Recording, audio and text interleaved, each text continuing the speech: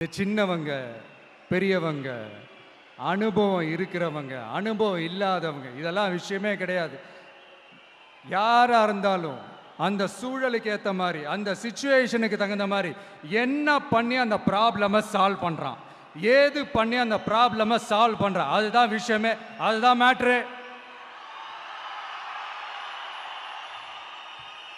So நீ சூப்பர்ப்பா, என்ன ப்ராப்ளம் வந்தாலும் நீ சால்வ் பண்ணிடுவ அப்படின்னு முதுகில் தட்டி கொடுத்துட்டு அந்த பெரியவர் போகிறார்.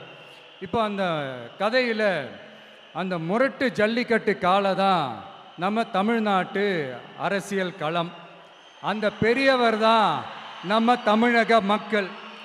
அந்த பாக்கெட்டுக்குள்ள ஸ்டைலா தில்லா கெத்தா ஒருத்தன் உள்ள வந்தான் பாருங்க, அவன்தான்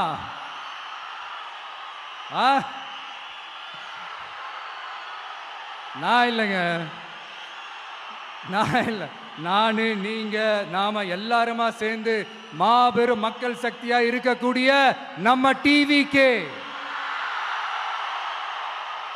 அதுதான் அந்த சின்ன பையன்.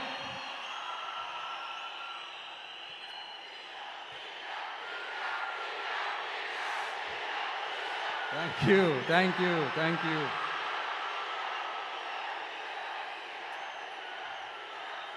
மக்களை நேசிக்கிற ஒரு நல்ல தலைமை இல்லாததுனால இத்தனை வருஷமா வேற வழி இல்லாம ஸ்டாலின் சார் கொடுத்த அந்த பொய்யான வாக்குறுதிகள் எல்லாத்தையும் நம்பி ஏமாந்த நம்ம மக்களுக்கு சரியான நேரத்தில் ஒரு வெகுஜன மக்கள் இயக்கமா வந்தது தான் நம்ம டிவிக்கு.